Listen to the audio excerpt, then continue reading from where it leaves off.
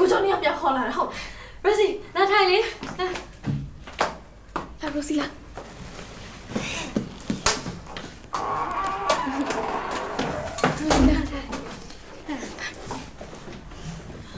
မစားခဲ့ပြီလေ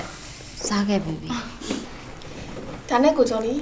ဘလို့ဖြစ်ပြီးရိုစီနဲ့ဟာရိုစီကိုဒီမှာထားဖို့နင်တို့ပဲမျိုးမျိုးငေါ့ကိုတောင်းပန်လို့ကြတာလေအဲ့ဒါကြောင့်ငါတော့ခေါ်လာခဲ့တာအားလုံးကျင်းနေလိုက်ကြတော့ဒါပေမဲ့တခုတော့ရှိတယ်ငါတို့ဖွဲ့ထဲမှာပိုးရှိတဲ့လူပါလာတယ်ဆိုတော့ဟိုတယ်ပိုင်ရှင်ကတည်သွားပြီအဲ့တော့ငါတို့ဒီမှာဆက်ပြီးနေလို့မရတော့ဘူးဒါဆိုຫນွေဦးတို့ဘယ်သွားကြမှာလဲကိုကျော်နေရန်ကုန်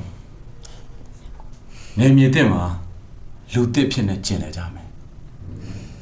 အဲ့တော့ပြင်ဆင်စရာရှိတာတွေပြင်ဆင်ထားလိုက်ကြတော့ငါ